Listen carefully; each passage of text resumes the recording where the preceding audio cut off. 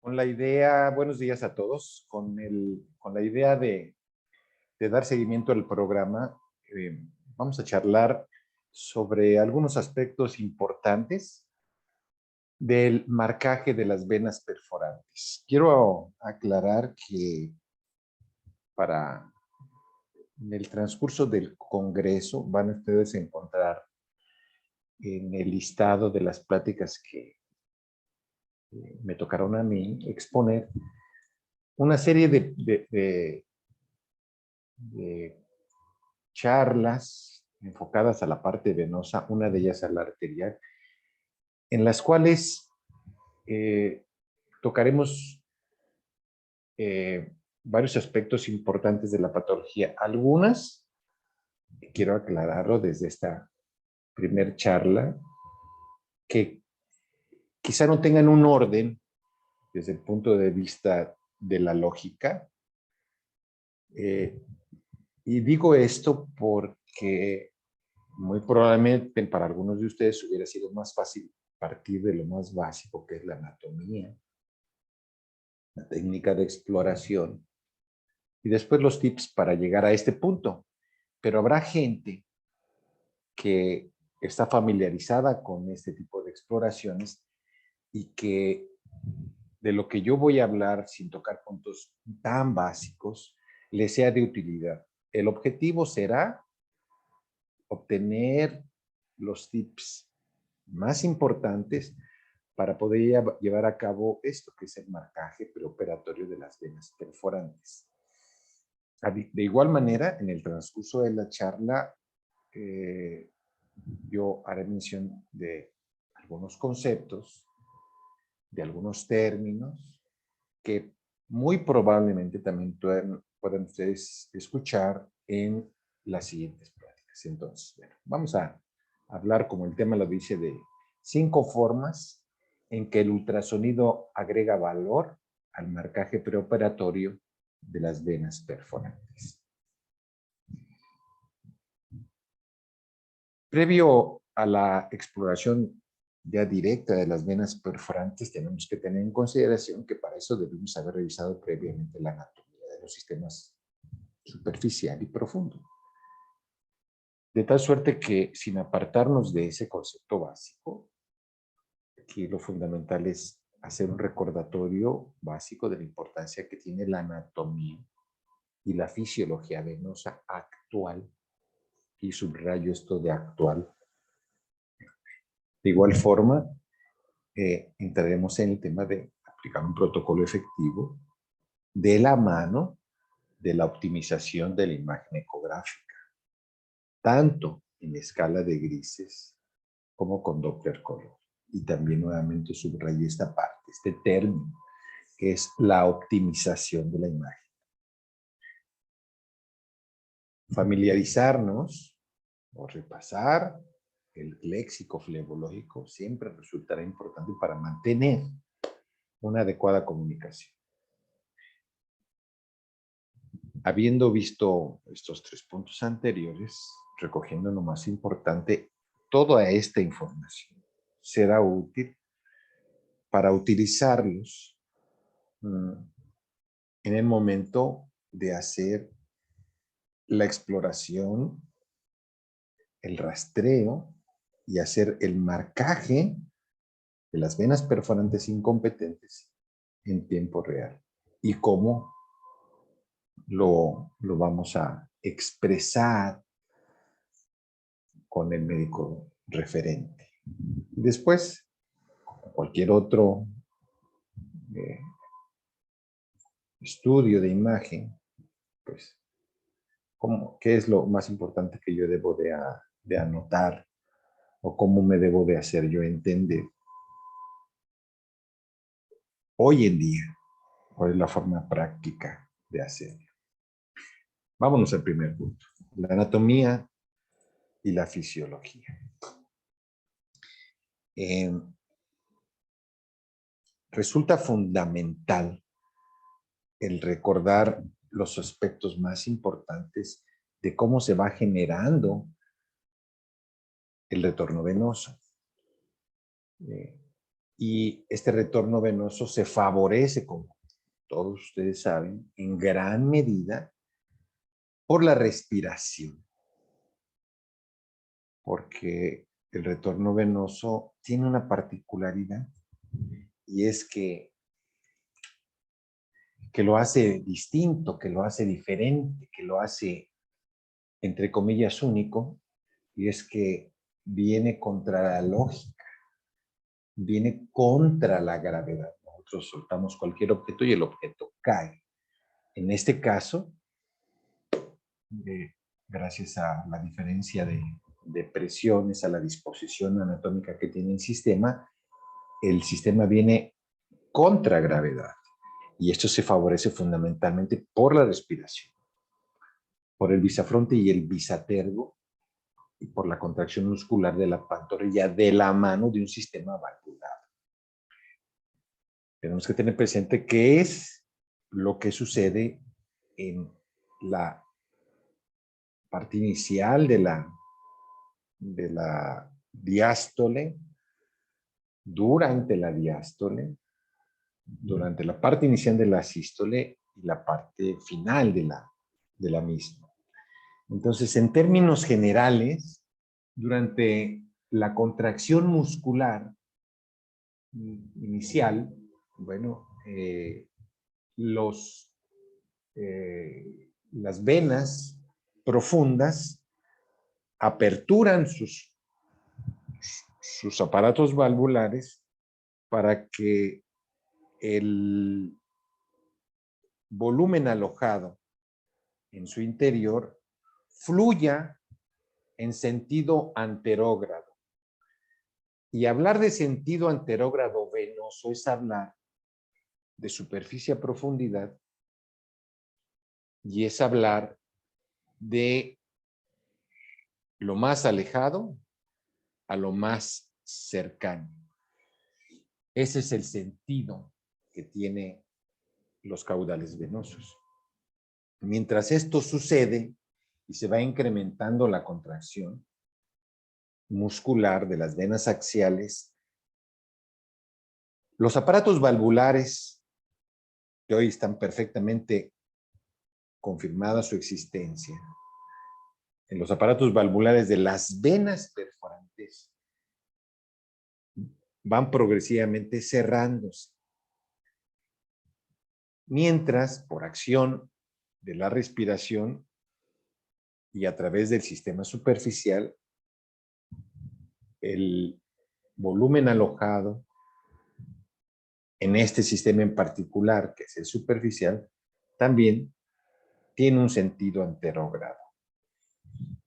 Durante la diástole muscular, resulta importante reconocer que en ese momento hay apertura de los aparatos valvulares de las venas perforantes y el sentido es de superficie a profundidad, eso es pasa volumen y presión por diferencia de gradientes de la superficie a la profundidad, porque el sistema venoso profundo tiene mayor capacidad de llevar toda esta sangre venosa al corazón derecho. Para esto hay algunos requisitos importantes. Debemos de tener un sistema libre de obstrucciones, integridad neural,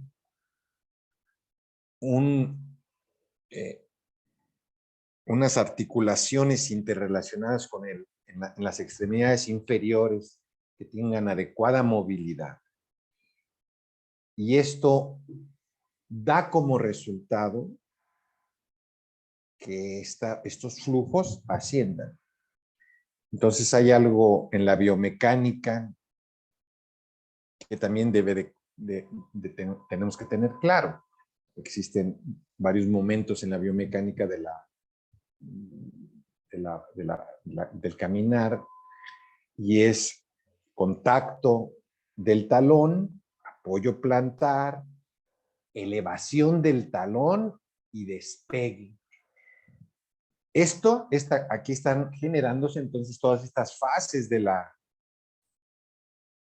de la contracción y de la relajación en las extremidades inferiores, como yo se los mencionaba en un inicio. Entonces, bueno, aquí tenemos una adecuada movilidad articular del pie, del tobillo, de la rodilla, para que esto se genere en forma, entre comillas, normal.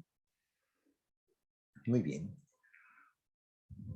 Ahora pasemos a hablar de esta parte ya vimos algo de la fisiología más básica, de la definición de por sí de lo que son las venas perforantes. Entonces se considera como perforantes a las venas que conectan estructuras del sistema venoso superficial con el sistema venoso profundo.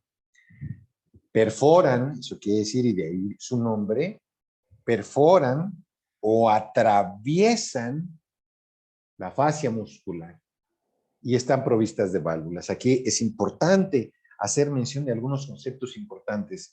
Y lo primero es que no debemos de confundir el término perforantes, venas perforantes con venas comunicantes. Y en la literatura podemos encontrar inclusive confusión al respecto. Como su definición queda claramente manifiesta, las venas perforantes perforan. ¿Qué perforan? La fascia muscular. Y conectan una estructura superficial con una estructura profunda en condiciones normales. Mientras que las venas comunicantes comunican dos estructuras dentro del mismo sistema. Eso es superficial con superficial o profundo con profundo. Y también otro concepto, algún detalle que vale la pena también recalcar es que están provistas de válvulas. Y hago mención de esto porque antes se pensaba que no tenían válvulas y que este tipo de juego de presiones se generaba en gran medida por su relación íntima al atravesar la fascia muscular durante la contracción y durante la relajación. Entonces, consideremos esto. Y el flujo en condiciones normales, el flujo en condiciones fisiológicas normales siempre será, siempre es de superficie a profundidad. Le vamos a restar presión a lo más superficial, ya que lo más superficial no está envuelto por un tejido que lo proteja de las variaciones de presión. Lo que sí sucede con el sistema venoso profundo, que está envuelto por la musculatura, por fascias, por músculo, por tabiques intermusculares, lo cual le permite que estas variaciones, bajo cualquier condición, pues sean mejor manejadas. Entonces, de eso se trata, le quita presión al sistema superficial para que este sistema superficial no se dilate. Es una de los objetivos de las venas perforantes y su existencia. A pesar del gran número de venas perforantes presentes en las extremidades inferiores, el rol hemodinámico crucial que desempeñan estas no fueron mencionadas por los padres de la anatomía y la fisiología, como fueron Vesalio y Harvey, ni por los cirujanos y científicos de principios del siglo XVII y XVIII. Se han documentado más de 150 venas perforantes en las extremidades inferiores de presencia constante. Y estas fueron progresivamente localizadas gracias a estudios anatómicos de disección, aunque cabe mencionar que no todas las venas perforantes existentes en la práctica médica asistencial habitual llegan a padecer por insuficiencia, por reflujo. Entonces, la localización estratégica de algunas de ellas, por el gran volumen y presión que manejan, son las que a final de cuentas sufren. Vale también la pena recordar que las venas perforantes del miembro inferior son mucho más numerosas en la mitad superior de la pierna, tanto en la cara medial como en la cara posterior. Y esto trae como resultado, bueno, ciertas referencias clínicas, pero también de imagen con ese tipo de patrones debemos de estar familiarizados. En la clasificación hace algunos años se les asignaban epónimos, lo cual generaba, porque alguien descubría alguna de ellas y le ponía su nombre, ¿no?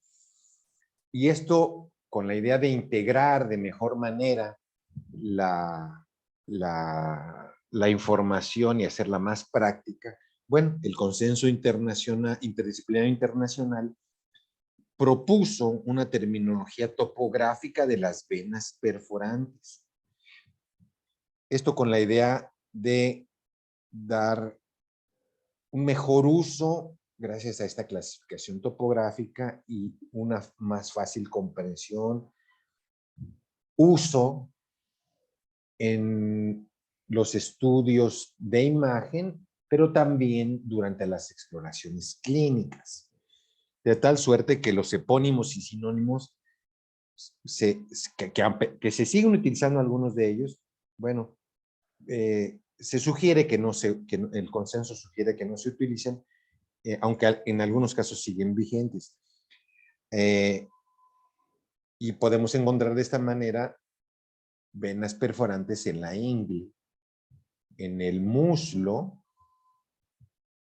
en la cara anterior, en el muslo, en la cara medial, posterior y lateral. Y así, consecutivamente, para la rodilla, para la pierna, el tobillo y el pie.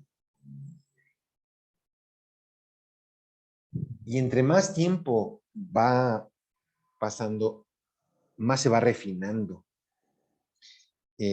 Porque en los textos que siguen vigentes, bueno, se van haciendo nuevas revisiones y el entendimiento, la comprensión, la localización y la función de cada una de estas va perfeccionándose gracias en muchos casos a los estudios de imagen, como puede ser el ultrasonido y también hoy por hoy la tomografía multicorte. Prueba de ello es el estudio de las venas perforantes del hueco popliteo y del pie. Muy bien. Entrando un poco en materia y al hablar sobre las venas perforantes, generalmente tenemos el concepto de que una vena perforante y su morfotipo más frecuente es la presencia de una vena superficial, una vena profunda y una vena perforante que comunica a ambas así de sencillo. Entonces, esta concepción clásica de una rama única que comunica al sistema superficial y perforante, si bien es cierto que puede existir, hay que tener presente que no siempre sucede así. Uno, no siempre sucede así. Dos, puede haber dos ramas antes de ingresar al orificio facial o por debajo de la fascia muscular, y las interconexiones pueden ser o pueden generarse en diferentes niveles, lo cual le brinda a esta anatomía de las venas perforantes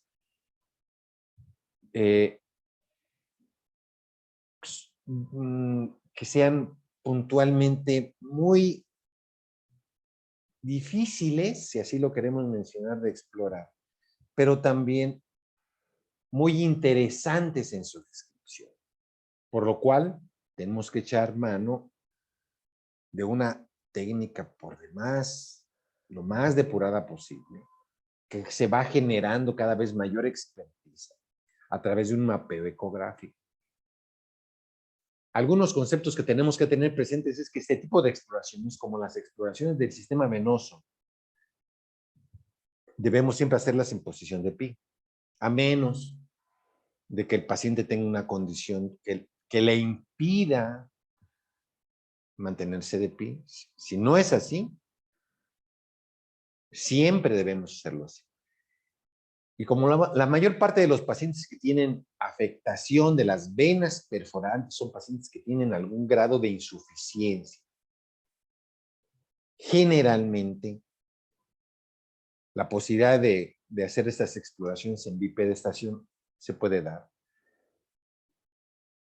de la mano de algunos elementos que nos van a permitir seguridad para el paciente y confort a nosotros como exploradores.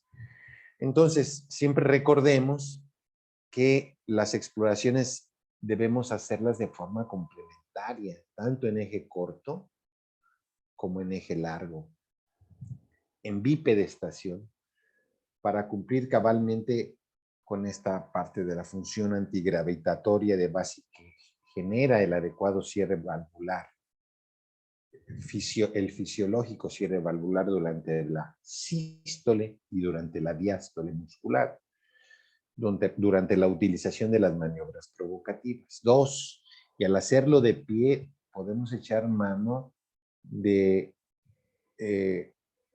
elementos que son fáciles de utilizar en el consultorio, como es una base flebológica, para no explorar al paciente al ras del piso y que la exploración de las venas perforantes cercanas al tobillo, del pie, del primer espacio intermetatarsiano o de la pantorrilla nos generen cansancio a nosotros o no un ambiente el más cómodo posible para el paciente. Entonces, luego ayudados de una andadera de aluminio, bueno, esto nos va a facilitar. Y sin lugar a dudas, la utilización de las maniobras provocativas. Sabemos que existen venas perforantes en la ingle y en el muslo para estas perforantes localizadas en esta localización. La maniobra de Valsalva será la opción. La mayor parte de las venas perforantes que se localizan o que traducen patología hoy por hoy se localizan en el hueco popliteo o se localizan en la pierna, en el tobillo, en el pie, para lo cual la Valsalva no resulta tan útil, pero sí resultan útiles las maniobras de dorsiflexión de los dedos del pie, la maniobra de Paraná y la maniobra de báscula. Entonces, este tipo de maniobras, sin lugar a dudas, favorecen que la contracción y la relajación muscular, la parte inicial de la sístole, la parte final de la diástole, la parte inicial de este intercambio de gradientes y de volúmenes sanguíneos, puedan tener una adecuada traducción cuando nosotros integremos toda esa información con la utilización del ultrasonido. Entonces, nuevamente, para la pierna, para el pie y el tobillo es mejor utilizar estas maniobras. Nuevamente, dorsiflexión de los dedos del pie, el paciente levanta los dedos del pie y hay contracción. Baja los dedos del pie y hay diástole muscular. Aquí hay sístole y aquí hay diástole. Y al inicio ya vimos qué es lo que sucede. Para algunos otros, cuando existen territorios venosos dilatados, es mejor hacer porque hay mayor fuerza ejercida sobre la contracción y la relajación con la maniobra de Paraná. Aquí con la maniobra de Paraná, durante la sístole, hay contracción de la musculatura del muslo y de la pierna. Y una maniobra sucedánea es cuando estamos explorando la pantorrilla, cuando estamos explorando el hueco popliteo, cuando estamos explorando la región de las venas sóleas y gastrocnemias. Resulta útil el uso de la maniobra de báscula. En esta parte el paciente se balancea y hace mayor fuerza o descansa el peso sobre la extremidad que estamos explorando. Eso es importante. Visto de cerca, quizá de las más frecuentes que utilizamos es la maniobra de dorsiflexión de los dedos del pie.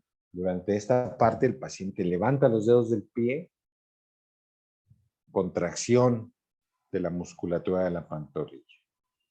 Baja los dedos del pie, diástole. La levanta, sístole. Pero también es importante, arriba los dedos, abajo, pero el subirlos y el bajarlos tiene diferentes fases. Ahí no es lo mismo que ahí. Al bajarlos, no es lo mismo ahí que ahí. Eso quiere decir que hay una parte inicial y una parte final, una protosístole y una telesístole. Y así también para la diástole. Entonces, tenemos que estar muy claros de eso. Otra de los aspectos que se ven favorecidos con la exploración es el tener, arriba de la base flebológica, es tener cerca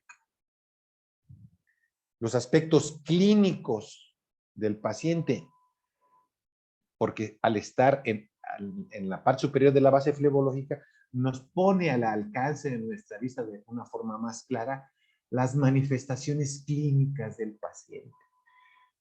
Porque recordemos que debemos estar familiarizados con la clasificación de SEA, del C0 al C6, y ese tipo de manifestaciones también son importantes en la evaluación porque serán parte fundamental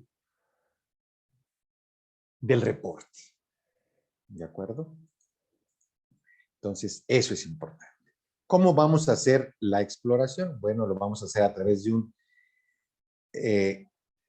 rastreo. Generalmente se recomienda un rastreo ecográfico transversal o en eje corto. En este sentido, descendente. Para los grupos musculares paratibiales o tibiales posteriores. Sin embargo, otra cosa importante es que ante el hallazgo de cambios tróficos en la piel, de lesiones ulceradas activas o cicatrizadas, como es este caso, no es motivo para rechazar al paciente. Ponemos una capa, o más bien una cama generosa de gel, y sobre esta cama generosa de gel haremos el rastreo. Eso es otro tip importante. En este caso, para el grupo de venas del grupo paratibial posterior, antes denominado de Coquet. Entonces, la exploración de la mano de las maniobras provocativas. Eso es lo que vamos a hacer. Habiendo recordado esta parte de que debemos hacerlo de pie, de que debemos hacerlo utilizando las maniobras provocativas, ¿cuál es la forma correcta de hacerlo? Recuerden, rastreos ecográficos transversos o en eje corto descendentes, entonces ahora sí, esta es parte de la base, tenemos que tener claro que para el reconocimiento de las venas perforantes, como ya vimos que hay muchísimas, bueno, tenemos que tener referencias vasculares y no vasculares. Y siempre tener en consideración que puede haber variantes anatómicas. Como variantes anatómicas existen en el sistema venoso superficial y profundo. Aquí no es la excepción. Entonces, estas referencias vasculares y no vasculares son constantes. Y al ser constantes nos permiten la repetición del método y por lo tanto podemos revisar generalmente a este tipo de pacientes de primera intención o en estudios de control. El ultrasonido ha mostrado que es altamente eficiente en la evaluación de las venas perforantes, en la evaluación de su anatomía, en la evaluación de su fisiología y de su fisiopatología.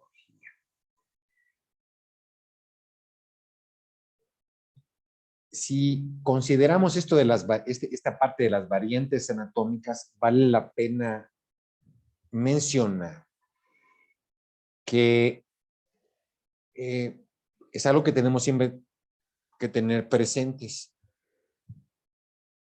que el morfotipo básico de una rama que conecta a una vena superficial con una profunda, si bien ya lo mencioné, cabe la posibilidad, no siempre sucede así.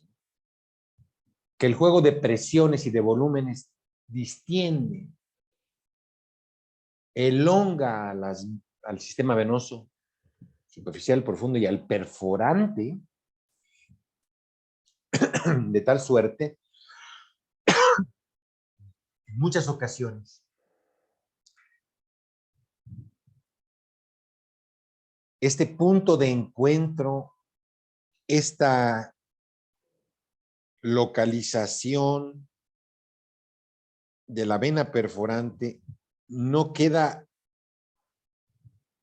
desplegada la imagen de la totalidad de la vena perforante en una imagen, sino que tenemos que regresar con el transductor más cefálico o más caudal o más lateral o más medial para obtener la totalidad de la información. Dando como resultado que existan patrones anatómicos complejos de algunos puntos de las venas perforantes que pueden incluir, perdón, conexiones múltiples. Y al no ocurrir en el mismo compartimiento, requerimos primero el conocimiento para después ir a buscar estas conexiones a lo superficial y a lo perforante. ¿Cómo las localizamos? Bueno, pues hay signos directos y signos indirectos. Los signos directos sería la visualización de la vena perforante como tal. Y los signos indirectos son el orificio facial. Ese es uno de ellos. Es quizá la referencia anatómica principal que nos permite la identificación de la vena perforante.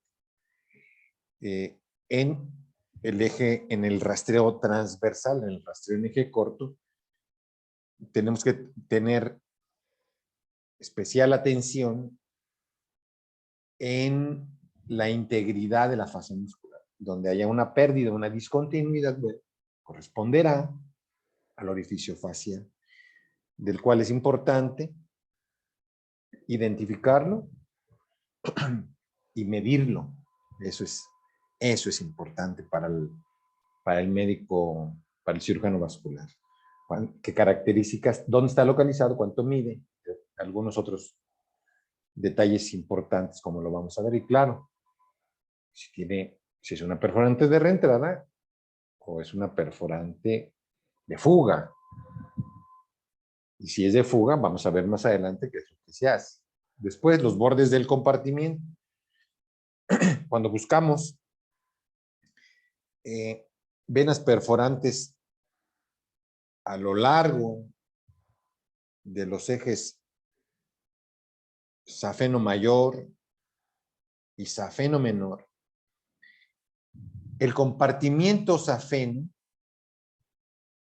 nos brinda una referencia de un valor específico muy alto, porque generalmente cuando tiene la vena perforante relación con el compartimiento, se interrelaciona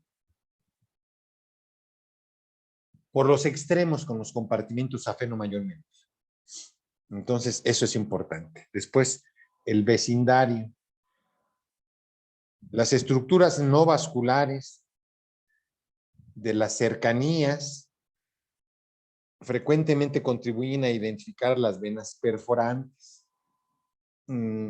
como pueden ser los marcadores óseos o la tibia, por ejemplo, en el tercio superior al identificar la vena perforante de Voigt, en los rastreos descendentes. Entonces, eso es importante. O cuando cursan las venas entre los grupos musculares, las perforantes lo hacen generalmente en el tabique intermuscular. El punto de unión, por lo tanto, entre estos tabiques y la fascia muscular es habitualmente reconocible porque condiciona sombra sónica. De las referencias vasculares y no vasculares, bueno, tenemos que tener en consideración esto. Las características del sistema venoso superficial y del perforante, del eje safeno mayor y menor. Sin lugar a duda, las arterias acompañantes satélite serán de gran ayuda cuando vemos las venas axiales de la pierna y por lo tanto sus venas satélites de las venas tibiales posterior, tibiales anterior y peronea. Eso es importante. La fascia safena, claro, y la fascia muscular, los tabiques intermusculares, articulaciones y músculos. Entonces, este esquema que todos ustedes conocen, que nos permite ver cómo está compartamentalizado el sistema venoso en las extremidades inferiores, nos permite reconocer la fascia muscular. Límite anatómico entre el sistema superficial y el profundo. Y punto de atención para la identificación de las venas perforantes. Ya mencionaba yo al respecto de la importancia de estos reparos anatómicos, como este es el compartimiento safeno mayor. Fascia safena y la fascia muscular. Y el ojo safeno. Entonces, donde se interrumpa el ojo safeno, en la fascia muscular, ese seguramente corresponderá al orificio facial. Ya habíamos mencionado que esta parte de los bordes del compartimiento, cuando una vena perforante, aquí está el orificio facial y vean que si nosotros vemos con detenimiento los bordes del compartimiento, se cumple este concepto, que mencionaba yo, que generalmente se relacionan las venas perforantes con los extremos del compartimiento safeno. Importante, claro, el reconocimiento de estas estructuras faciales. Y por debajo de la fascia muscular las arterias satélites acompañantes. Aquí está, esta es la vena femoral y esta es la arteria femoral superficial.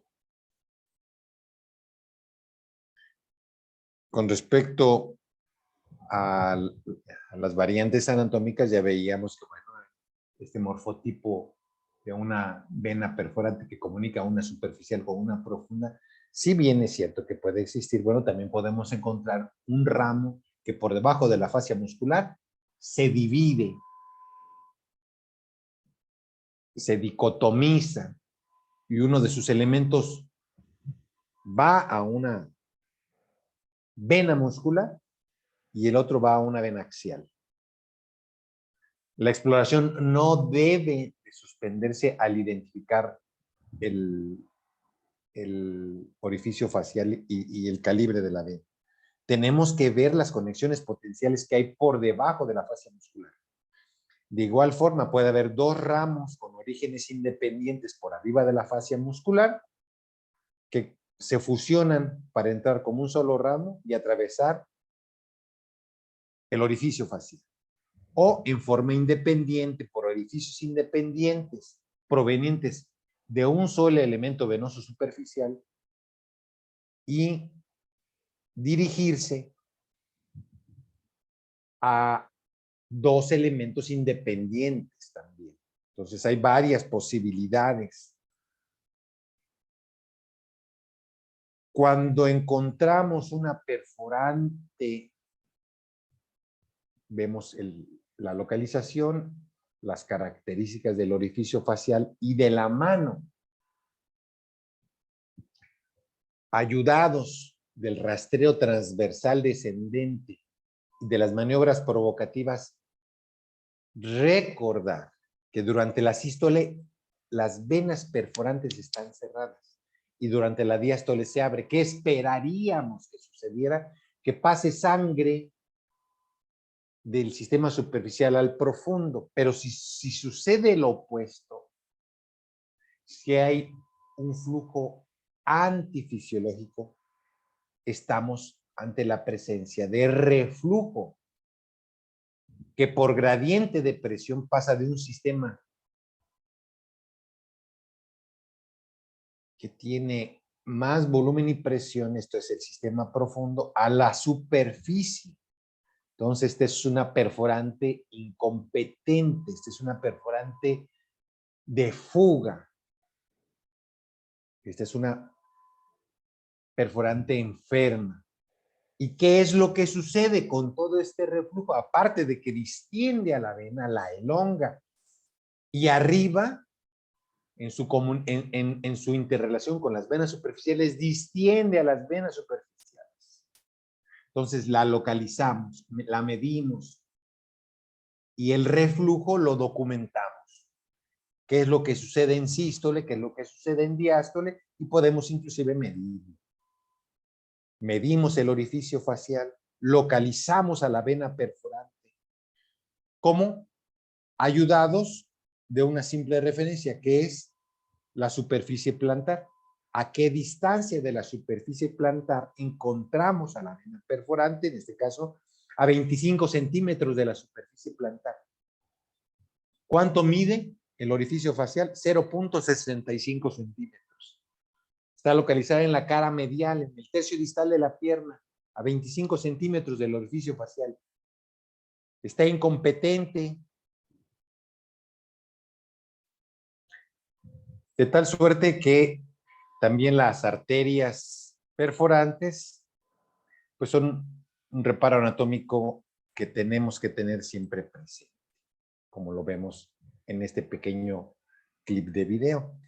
Y bueno, de la parte ya hablamos de los bordes del compartimiento, cómo se relaciona con el extremo del compartimiento las venas perforantes, también cómo se relaciona con el vecindario, en este caso con un marcador óseo como es el borde medial de la tibia, para su reconocimiento de la arteria, del borde, en este caso una referencia anatómica no vascular, el orificio facial, la arteria perforante, una referencia anatómica no vascular como es el borde de la tibia y el vecindario con respecto a los bordes del compartimiento. Eso es lo que podemos ver en esta. Entonces, después, con respecto a las conexiones potenciales, en ocasiones identificaremos inicialmente la imagen de la vena perforante y esta será, en algunos casos, incompleta porque está distendido la vena perforante y no podemos en una sola imagen documentar lo que existe por encima y lo que existe por debajo de la fascia muscular. De tal suerte que estas conexiones nos deberán llevar el rastreo más extenso. Tendremos que ampliarnos, como lo mencionaba, hacia arriba, un poco hacia abajo, considerando que son estructuras muy pequeñas. Debemos hacer movimientos muy suaves, tanto en sentido lateral, como medial, como cefálico, como caudal. Uno de los elementos anatómicos con los que nos topamos frecuentemente son las uniones safenofemorales y safenopoclitea. Estas, para fines prácticos, funcionan como venas perforantes, porque están comunicando una estructura superficial con una estructura profunda. Entonces, también son sujetas de evaluaciones muy similares en su medición, en la evaluación de su reflujo, en la documentación del cronometraje, como vamos a ver un poco más adelante, y de las mismas referencias de la fascia safena y de la fascia muscular, de tal suerte que venimos a la casa, a la identificación de las venas perforantes y todos los elementos que la acompañan para su identificación similar a un crucigrama. Entonces, esto que acabamos de ver del vecindario, los bordes del compartimiento, el orificio facial, las referencias vasculares y no vasculares, las conexiones potenciales, es así, como tal, como un crucigrama, que a final de cuentas, cuando podemos unir toda esta información, pues caemos en la cuenta de que estamos frente a una perforante. Y al tenerla, bueno, ahora sí tendremos que documentar el punto de fuga y el punto de reentrada y poder discriminar entre uno y otro. Entonces, una perforante de reentrada es una perforante que está funcionando normalmente, que está llevando sus caudales de superficie a profundidad. Y una perforante de fuga, un punto de fuga, es una perforante que los caudales que maneja los está manejando en sentido antifisiológico, esto es, de profundidad a superficie, condicionando con ello alteraciones en la hemodinámica. Entonces, en la evaluación de esto, bueno, también podemos hacerlo siguiendo las maniobras provocativas, hacemos el rastreo, vemos la perforante, la arteria perforante, seguimos el trayecto de la vena perforante durante sístole, ya vieron qué es lo que sucedió, y ahora le pedimos al paciente que baje los dedos del pie y ejercemos diástole. Vemos que hay dos ramas por encima,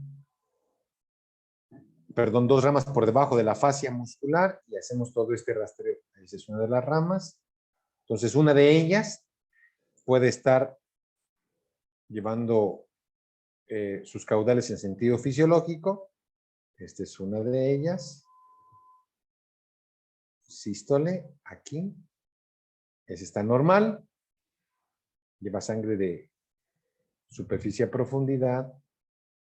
Extendemos el rastreo un poco lateral y vemos que aquí hay otra perforante, un poco más medial. Nuevamente sístole. Diástole.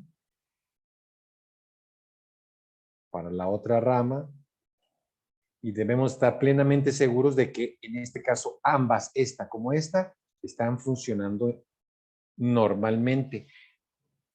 Porque no es regla de que mientras una está bien, la otra también. Son ramas independientes porque tienen destinos distintos. Mientras esta se dirige a una vena axial, esta otra se dirige a una vena muscular.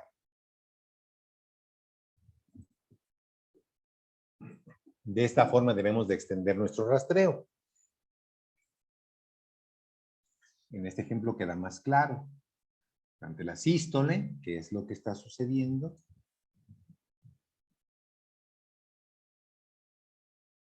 Y vamos a ver más adelante otro caso. En otra localización, esta es una perforante de May en la cara posterior de la pierna, en el tercio medial, aquí está una perforante de May. Durante la diástole muscular pasa sangre, termina en sentido fisiológico de la superficie a la profundidad. Ahí está. Este mosaico de colores nos habla de que existe incremento en las velocidades, pero con una dirección normal. Este es otro en el tercio distal de la pierna. Esta es otra perforante, es una perforante de reentrada. Las manifestaciones clínicas en muchas ocasiones son venas varicosas dilatadas, superficiales, pero al hacer el rastreo vemos o documentamos que más bien la hipertensión venosa está condicionada por la presencia de una perforante. Aquí nuevamente vemos otra perforante en otra localización. Esta es una perforante de May, en el tercio posterior de la pierna, como abandona el compartimiento por uno de sus extremos, y esto es diástole. Está pasando sangre de superficie a profundidad, ahí están los caudales. Esta es otra vena perforante. Primero la localizamos en la unión del tercio medio con el distal de la pierna, 0,65. Ya se las había mostrado, localizada a 25 centímetros de la superficie plantar. Pero ¿qué hay que hacer cuando ya vemos que tiene reflujo? Vamos a medirlo. Tenemos que utilizar Doppler espectral y hacer la medición, considerando que para algunos es muy importante este cronometraje. Una vena perforante que maneja tiempos de reflujo mayores a 350 milisegundos, independientemente de su localización, esto es, si es en el muslo o es en la pierna, tiene un alto grado positivo o alcanza un valor estadísticamente importante en muchas series, ¿no? Entonces, este es un ejemplo. Esta es una vena perforante. Vean durante la diástole muscular qué es lo que sucede. Recuerden, durante la diástole muscular debe haber paso de sangre de superficie a profundidad. Por lo tanto, el código de color debe de ser en azul. Pero si existe reflujo, codifica como una arteria en rojo. Y eso habla de que está pasando sangre de profundidad a superficie. Y en este caso, si dijimos que para una vena perforante, independientemente de su localización, si es por arriba y por debajo o por debajo de la rodilla, lo máximo son 350 milisegundos, esta tiene 1822 milisegundos. Es un claro ejemplo de una perforante de fuga. En esta serie del doctor Nicolaides, pues se habla, ¿no? De que es una referencia interesante que habla de que las perforantes incompetentes difícilmente tienen origen primario, generalmente se asocian con insuficiencia por síndrome postrombótico. Eso es que están relacionadas con el antecedente de un cuadro de trombosis venosa, de cambios por síndrome postrombótico en la mayoría de ellas, y que solas por enfermedad primaria es muy raro identificarlas, ¿no? Y que la mayor parte de las venas perforantes de reentrada, lo subrayo, están íntimamente relacionados con cuadros de pacientes que tienen insuficiencia venosa superficial, sea troncal o extrasafena. Después, ¿qué pasa con el marcaje ecográfico? Con toda esta información que tenemos, bueno, ya con el marcaje ecográfico nosotros localizamos la perforante, a cuántos centímetros de la superficie plantar la localizamos, hacemos el marcaje de la vena perforante, a cuántos centímetros la tenemos. Esto es un código internacional para el momento de las fotografías, y el envío de toda la información. Este es un código internacional, este círculo cruzado por una X. Esto nos habla Y así podemos mandar al paciente con este marcaje de las venas perforantes incompetentes. Cuando nosotros tenemos la plena certeza que tiene reflujo, que lo documentamos, que lo medimos, localizamos la perforante y así es como la marcamos. Gran parte de las manifestaciones clínicas del paciente eran algunos troncos venosos dilatados superficiales, como en este caso. En este caso nos valemos de un lápiz cosmético y de fotografías clínicas con un iPad. De esta forma lo hacemos el reconocimiento, hacemos el marcaje de las venas perforantes, de los troncos varicosos asociados, de las características hemodinámicas, de la mano de los hallazgos ecográficos. El tamaño del orificio facial, su localización, sus relaciones anatómicas, como en este caso.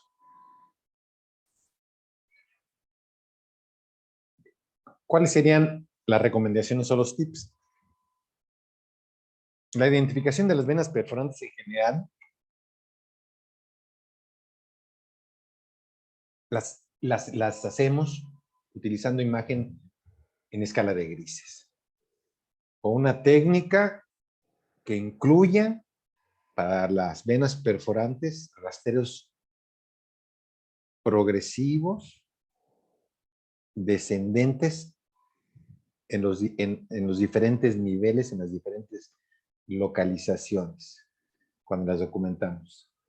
En muchas ocasiones estas perforantes se pueden encontrar en la cara lateral de la pierna, eso es importante decir, por lo tanto, requiere acuciosidad, experiencia, requiere integrar la información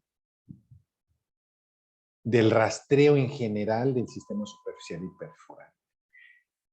En situaciones técnicamente difíciles, echamos mano del relleno color que se activa durante las maniobras provocativas. De tal forma que este reconocimiento activo con color nos permite el reconocimiento de otros elementos vasculares, particularmente las arterias perforantes. Esto no sería posible sin la utilización de las maniobras provocativas.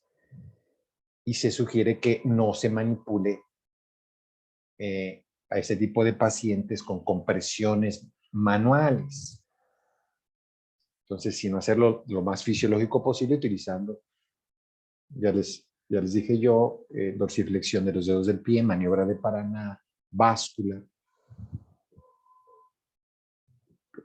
Y si la patología localizada está en por ejemplo, en la unión safenofemoral, ahí sí podemos utilizar maniobra de Valsalva.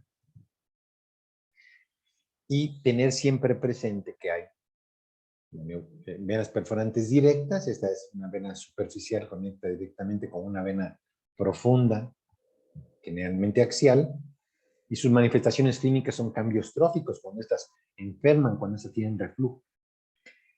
Y las venas perforantes indirectas, que su traducción clínica son varices secundarias.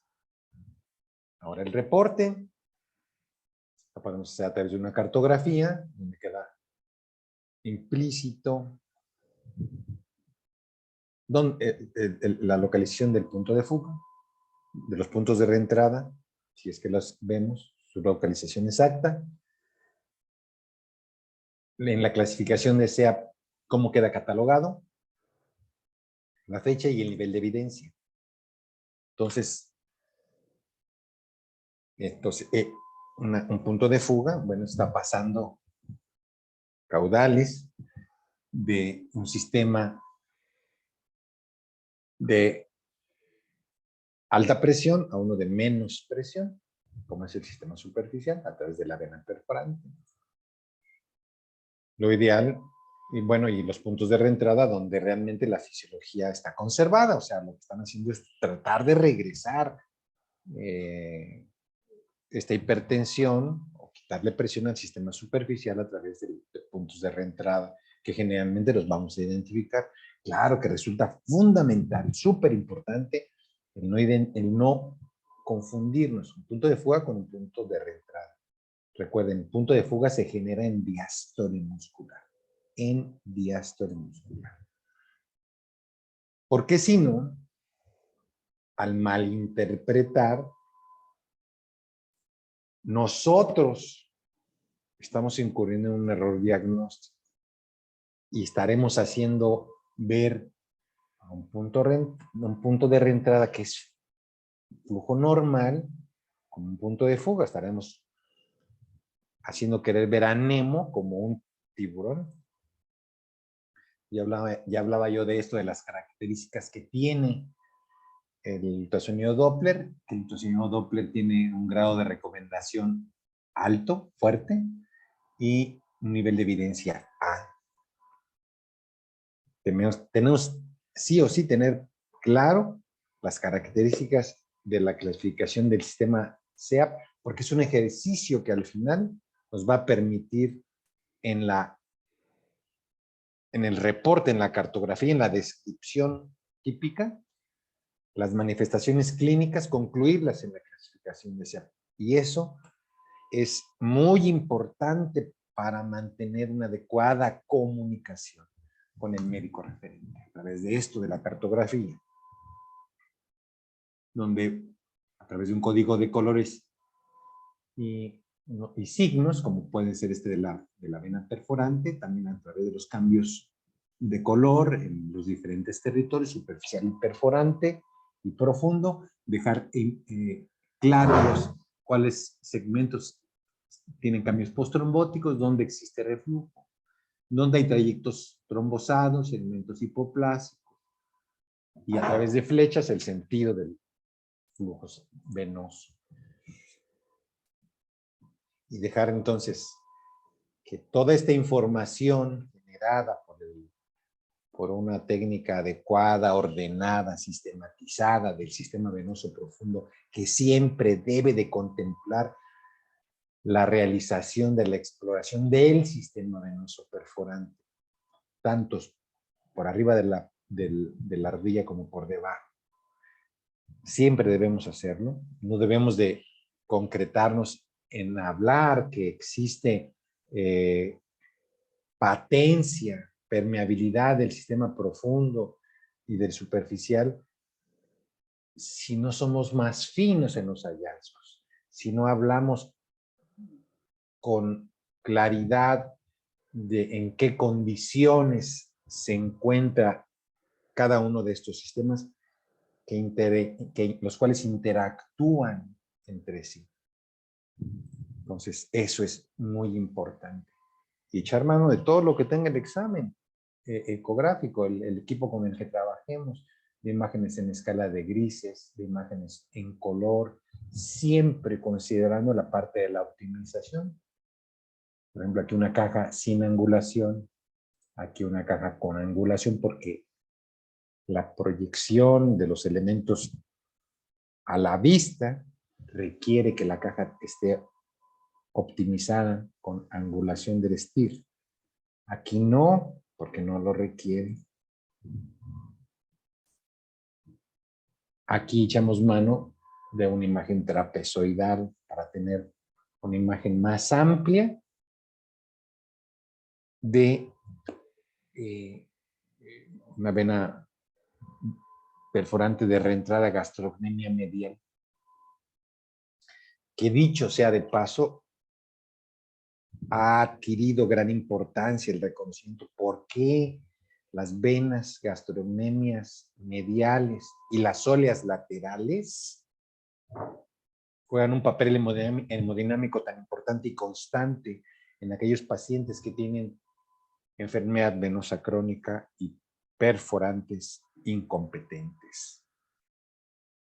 Siempre, indiscutiblemente, de la mano del aspecto clínico, es algo que tenemos que tener presente, y es familiarizarnos con los cambios que tiene el paciente. Si tiene cambios por lipodermatoesclerosis, hiperpigmentación de la piel, troncos varicosos dilatados, úlceras activas y inactivas, para llevar a la clasificación de SEAP, para que el angiólogo confirme y nosotros dejemos también de manifiesto de igual forma con esas fotografías clínicas en el marcaje de las perforantes, el estado que guardan esos sistemas, el día y la fecha que se hizo el examen. Y esa información realmente sea, esa información tan puntual, realmente tenga buen destino y el paciente sea tratado de acuerdo a los criterios del cirujano vascular con el mejor tratamiento, muchos de los cuales son ecodirigidos, ecoguiados. Algunos de ellos, por ejemplo, el clipaje de las venas perforantes,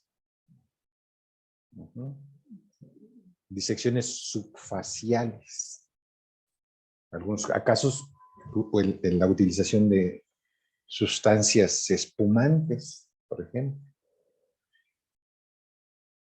La función del reflujo en las venas perforantes no está clara. Esto lo dice el doctor Nikos Lavropoulos. El número de venas perforantes incompetentes y su diámetro es mayor en pacientes con daño cutáneo. Los pacientes con ulceración tienen a menudo se ha asociado con tener venas perforantes en el área de la úlcera, pero nunca en forma aislada. También se ha demostrado que en pacientes con enfermedad venosa primaria, las venas perforantes desarrollan reflujo a través de las conexiones con venas superficiales incompetentes. No es que ellas estén enfermas, sino venas perforantes superficiales incompetentes. De tal suerte que es posible que las venas perforantes empeorarán la hemodinamia local y pueden contribuir al desarrollo de síntomas.